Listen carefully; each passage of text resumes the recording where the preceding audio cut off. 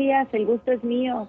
Aquí estoy a la orden. Bueno, Mara, pues después de aquello que ocurrió en el Congreso del Estado, que te atreviste a tomarle, a echarle ahora sí, como decían, ¿no?, un buche de agua de la llave, pues resulta que el agua de la llave no es potable, que no la podemos tomar, y esto, bueno, pues evidentemente te llevó a emprender otras acciones. Claro que sí, ¿no? Y quiero aclarar que yo advertí que era agua de la llave. Y entonces cuando le pregunté al director del CIAPA si la podíamos tomar, y él me contestó muy seguro de sí mismo, sí, claro, era con conocimiento de causa. Y yo dije, vaya, después de 23 años, por fin un director del CIAPA dice que se puede tomar agua de la llave. Y como bien dices, le eché un tragote. Y unos minutos después dice, es irresponsable decirle a la población que puede tomar agua de la llave porque el agua de la llave no es potable. Y yo, Entonces, presenté una queja ante la Comisión Estatal de Derechos Humanos en donde en realidad lo relevante no es si yo tomé agua de la llave, es intrascendente, es anecdótico. Lo importante es la mentira que se le brinda a la ciudadanía todos los días. O sea, el sistema se llama de agua potable y resulta que no bebemos agua potable.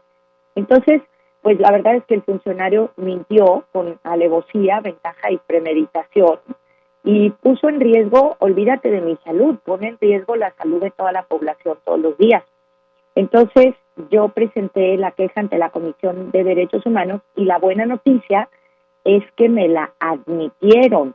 Y entonces la comisión lo que dice es que presuntamente existe una violación a los derechos humanos y entonces le pide al director del CIAPA que entregue un informe en un plazo máximo de 15 días. Así que es una buena noticia porque esto pues lo obligará a decir los antecedentes del asunto, los fundamentos y las motivaciones de sus actos u omisión. Claro, Mara, porque además, empezando por el tema del cobro que hace el CIAPA, en el recibo los ciudadanos podemos ver que nos cobra por agua potable. Absolutamente. Nos cobran como si el agua fuera potable y en realidad los ciudadanos de la zona metropolitana de Guadalajara gastamos 2.300 millones de pesos en garrafones, incluido el CIAPA, porque cada que he ido al CIAPA a pedir un vaso de agua de la llave, me salen con botellitas o con agua de garrafón. Entonces, pues es una violación a los derechos humanos y es también un cargo económico. O sea, nos están cobrando doble el agua que nos venden como potable y que no es potable, y aparte tenemos que pagar el agua de garrafón. Es decir, hay un daño humano a la salud y un daño económico.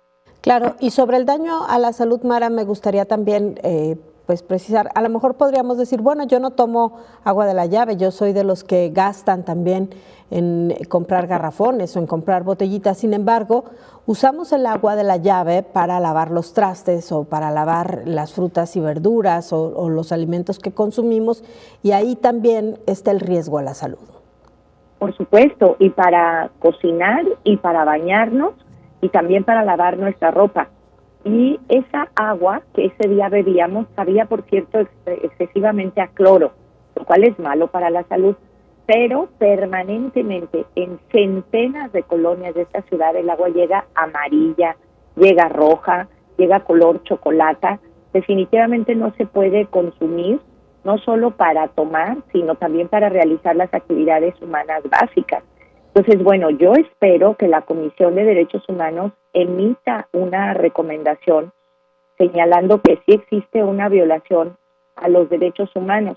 Y en esa comparecencia, el director del CIAPA, por lo menos, se atrevió en la segunda intervención a decir la verdad, pero en la primera intervención y en lo que nos cobra, pues está diciendo una mentira, porque él mismo reconoció que el agua de las plantas potabilizadoras teóricamente sale potable, pero no te creas, porque mi compañera diputada Miguel Montes del PAN le demostró que incluso de una planta potabilizadora el agua no había salido potable en una muestra científica que se tomó, pero aceptando sin conceder que de las plantas potabilizadoras saliera potable, él mismo admitió que la red de distribución de agua ha vencido sus años de utilidad y que ahí se contamina.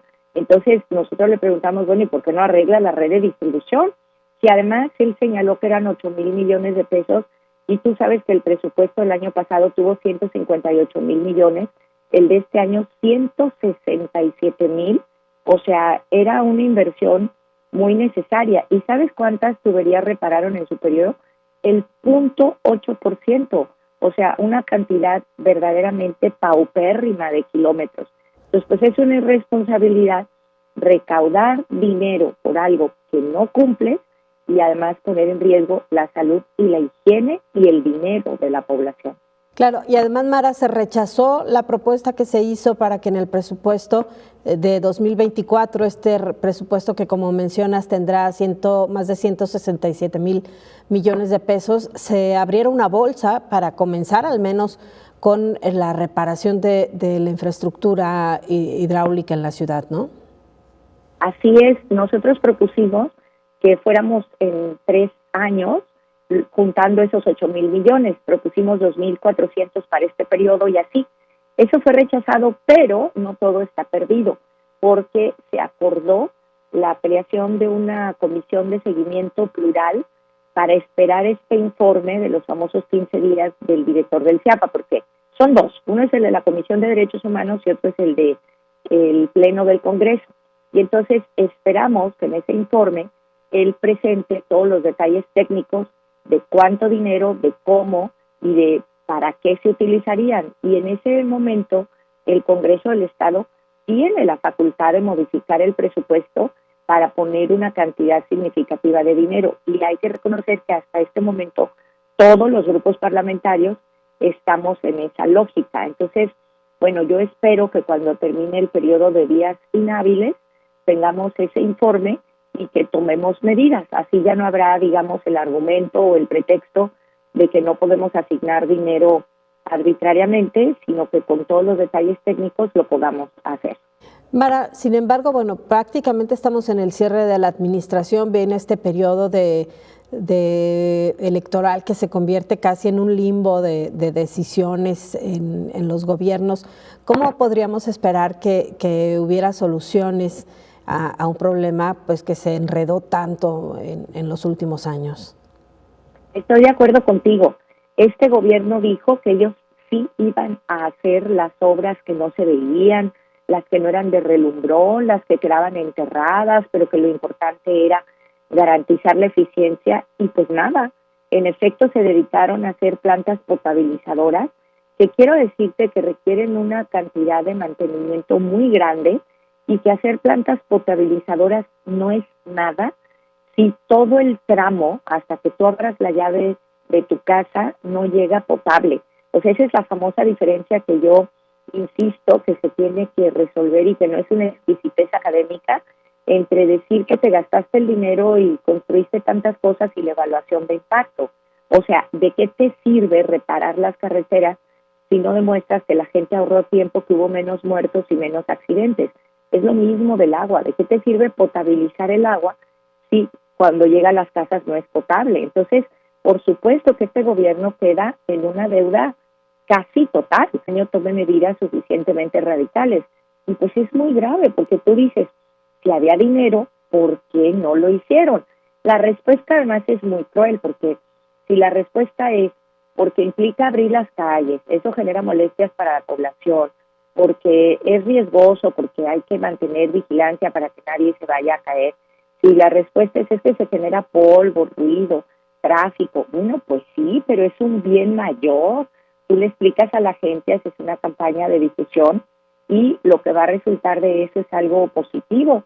Y si efectivamente las otras obras se hicieron para poder presumir, pues es una irresponsabilidad mayúscula, es no tener visión de Estado, porque la gente no gobierna para ser popular, sino para resolver los problemas.